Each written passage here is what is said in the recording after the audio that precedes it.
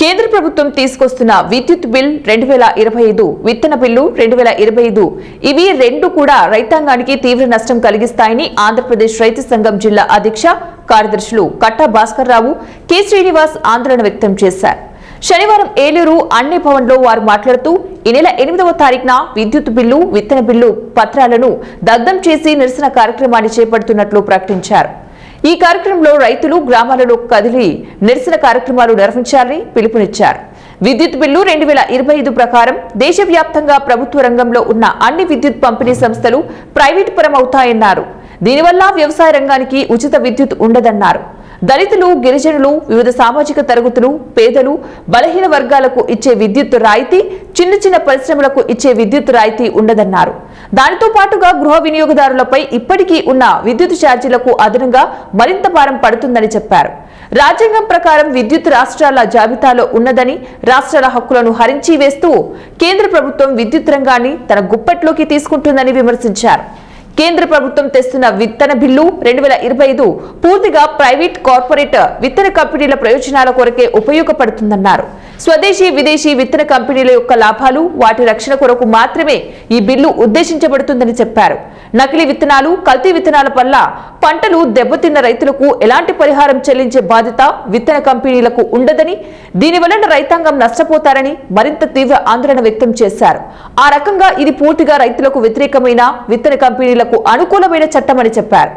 రాజ్యాంగం ప్రకారం వ్యవసాయ రాష్ట్రాల జాబితాలో ఉన్నదని, రాష్ట్రాల హక్కులను హరించే విధంగా కేంద్ర ప్రభుత్వం ఏకపక్షంగా విత్తన బిల్లు తీసుకొచ్చిందని విమర్శించారు. ఆంధ్రప్రదేశ్ రైతు సంఘం ఏలూరు జిల్లా కార్యదర్శి.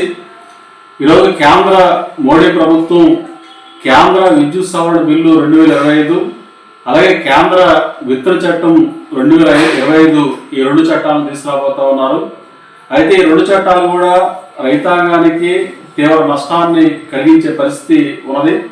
ప్రధానంగా కేంద్ర విద్యుత్ సవరణ బిల్లు ఏదైతే ఉన్నదో ఈ విద్యుత్ సవరణ బిల్లులో మొత్తం విద్యుత్ రంగాన్ని ప్రైవేటీకరించాలనే ఉద్దేశంతో, మొత్తం కార్పొరేట్ కంపెనీలకు అప్పగించాలనే ఉద్దేశంతో కేంద్రం ఈ 2025 విద్యుత్ సవరణ బిల్లుని తీసుకొచ్చింది.